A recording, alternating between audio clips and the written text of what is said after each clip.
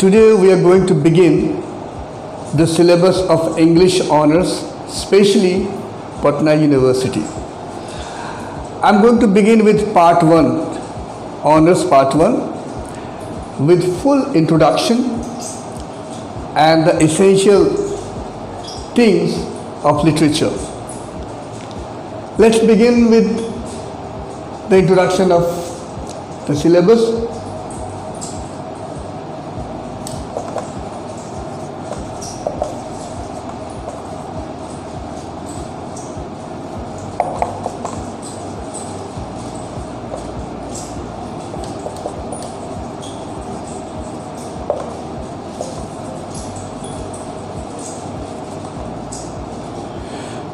Basically, English Honours for Part 1, it had been divided into two parts, language and literature. In literature, we study prose and second, poetry. I would also like to add the communication in Hindi as well, because I know there are many students who are absolutely comfortable and well in English communication, but for a few students there might be some problem in understanding the language. So I'd like to speak in Hindi as well at some juncture. Okay. So English literature can be divided into two parts, prose and poetry. Language, we will discuss it later. So what is prose and what is poetry? Let's know.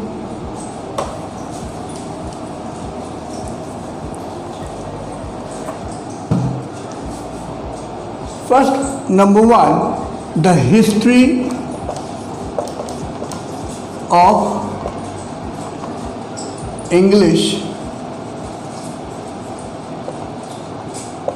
literature. जब हम English literature की बात करते हैं तो सबसे पहला जो ख्याल आता है हमारे जहन में वो क्या है? Something literature from England. तो उसके इतिहास के बारे में हम जान लेंगे. सर इतिहास जानेंगे तो हमें वहाँ के साहित्य को समझने में आसानी होगी.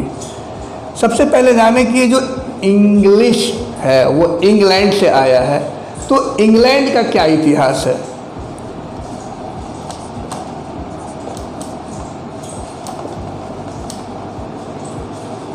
फिफ्थ सेंचुरी का मिडिल चल रहा था, यानी कि 450 AD, जब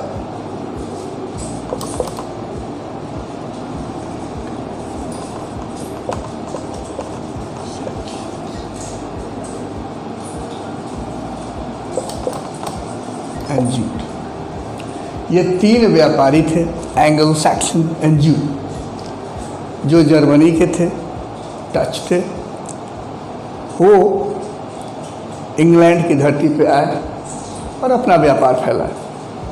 तब सन था 450. धीरे धीरे उनका साम्राज्य बढ़ता गया, व्यापार बढ़ता गया, तो वर्चस्व भी बढ़ती गई. तो उन्होंने जो नाम दिया था उस धरती का, ब्रिटेन का, उसका स्पेलिंग था इंग्लैंड.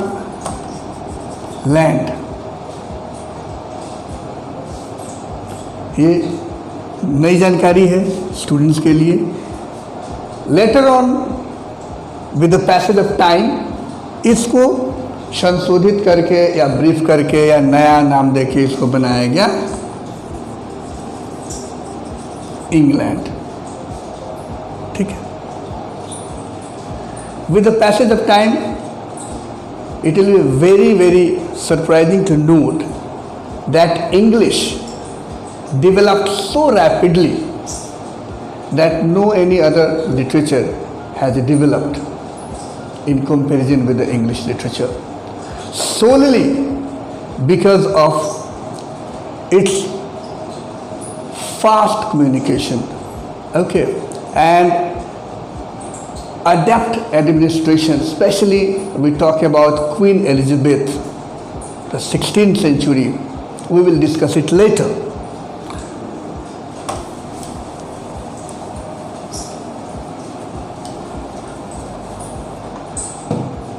जब हम हिस्ट्री ऑफ इंग्लिश लिटरेचर की इतिहास के बारे में चर्चा करते हैं तो सबसे पहला जो जहन में आता है वो क्या है? वो उसको कहते हैं रेनेसां पीरियड। अब ये रेनेसां पीरियड क्या है? रेनेसां का मतलब क्या होता है?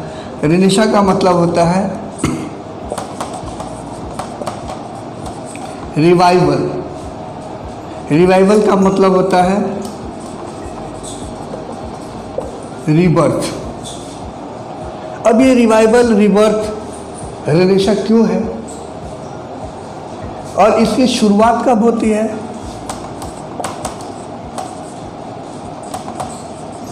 Sixteen century. इसका मतलब ये कतई नहीं है कि इससे पहले इंग्लिश लिटरेचर नहीं थी। 14th सेंचुरी में इसकी इंटरनेशनली शुरुआत हो गई थी।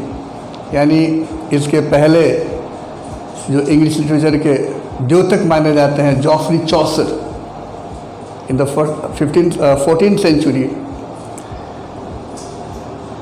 16th सेंचुरी जाना जाता है क्वीन एलिजाबेथ के नाम से, सबसे कुशल महारानी इंग्लैंड की, जो 1558 से 1603 तक इनका शासनकाल रहा। यानी जब से वो महारानी बनी 1558 से लेकर और 1603 जब उनके देहांत हो गए, यानी उनकी मृत्यु हो गई, तब तक ये पीरियड जो है वो गोल्डन पीरियड माना जाता है आज के इतिहास में। यानी this is incomparable, absolutely no one has excelled this queen called Elizabeth. इसीलिए इन सब पीरियड को मिलाकर एलिजाबेथन पीरियड भी कहा जाता है लिटरेचर के इतिहास में। ये इसके पहले भी है।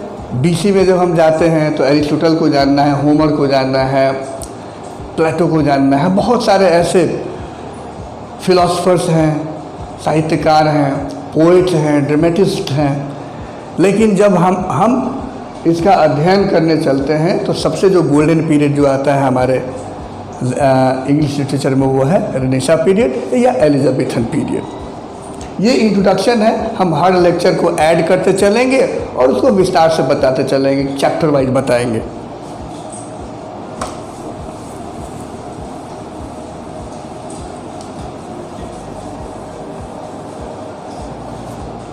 सबसे पहले हम लोग लिटरेचर को ही लेके चलेंगे, फिर बाद में हम लोग चर्चा करेंगे अगले लेक्चर में लैंग्वेज के बारे में। लैंग्वेज क्या है, कौन कौन से उसके इंग्रेडिएंट्स हैं, कौन कौन से पार्ट्स हैं, फोनेटिक्स क्या है, इन सब चीज़ की चर्चा होगी।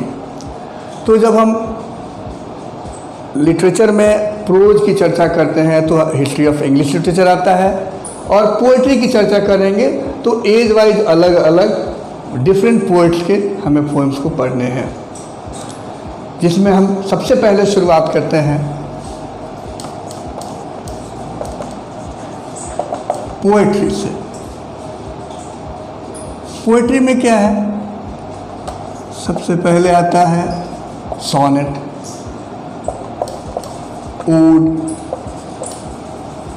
बैलेड,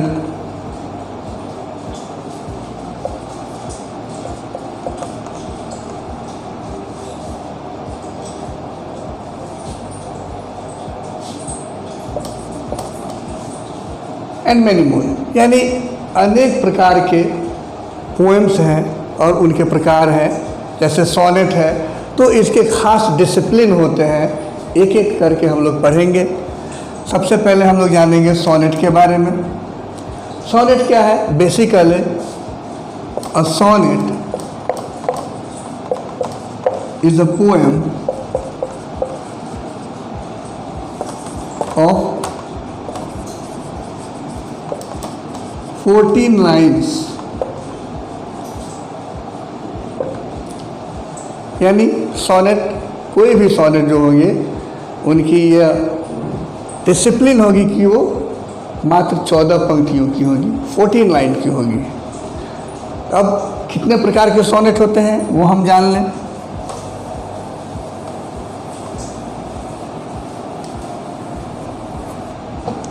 कोई भी जो सोनेट होते हैं वो दो प्रकार के होते हैं। पहला होगा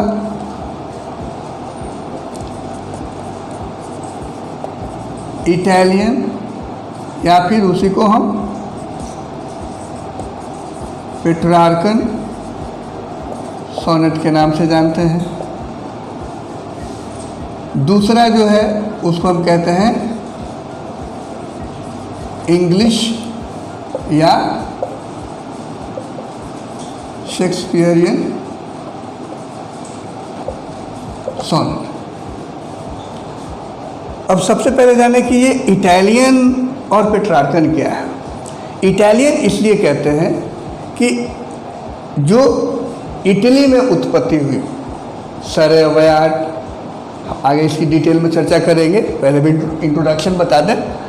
तो इटली से चूँकि इसकी उपज हुई, इसकी क्रिएशन हुई, इसलिए इस सोनेट की प्रोसेस को, पद्धति को हम कहते हैं इटालियन सोनेट। और जिस पोएट ने इसकी शुरुआत की थी उसका नाम था Petrarch. Okay, Petrarch. So the poet Petrarch introduced this type of sonnet of 14 lines. So basically it is known as Petrarchan sonnet. जैसे शेक्सपियर की सोनेट होगी तो शेक्सपियरियन सोनेट कहलाएगा।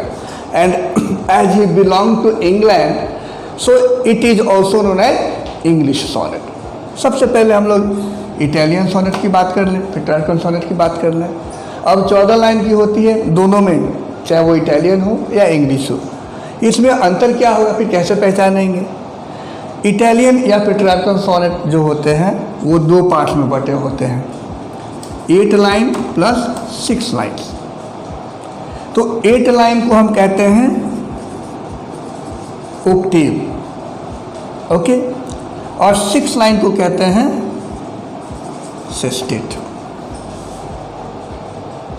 सिंपल समझने के लिए, ऑक्टेव 8, सेस्टेट 6। अब है क्या कि these beginning 8 lines of Italian sonnet deals with the particular theme, issue in different lines with different rhyme schemes, while the next 6 lines comes with its resolutions। यानी जो समस्या का डील किया जाता है ऊपरी 8 लाइन में, 8 पंक्तियों में, उसी की व्याख्या ये 6 पंक्तियों में होती है, यानी उसका समाधान होता है। ये कहलाता है इटालियन सोनेट या पेट्रार्कन सोनेट। इंग्लिश सोनेट या शेक्सपियरियन सोनेट में होते हैं, यानी कि इसमें आपको क्या याद रखना है कि पेट्रार्कन सोनेट में 2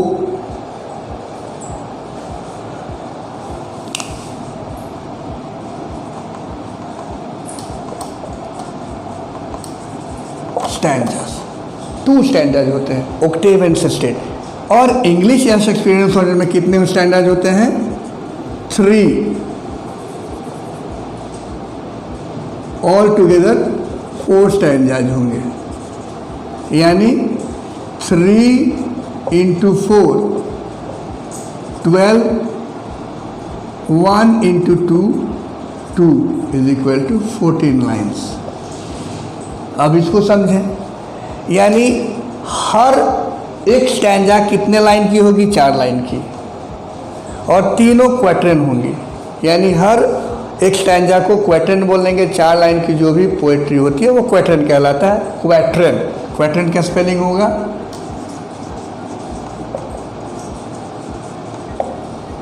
ठीक है। क्वेट्रन, कोड लाइन्स।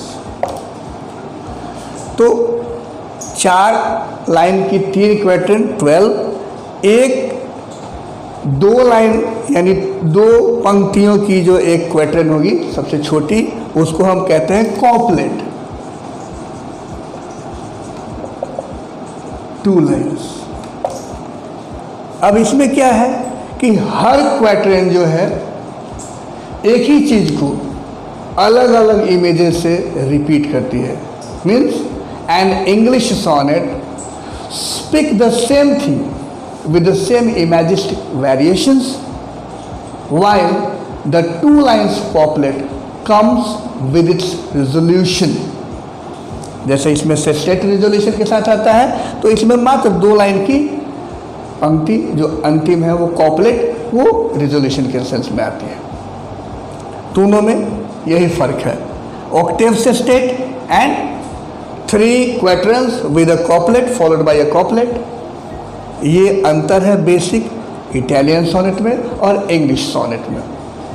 आज आप इतना ही समझें, अगले लेक्चर में हम बाकी के सिलेबस की चर्चा करेंगे विस्तार से। Thank you, keep on watching and subscribing this channel. Thank you.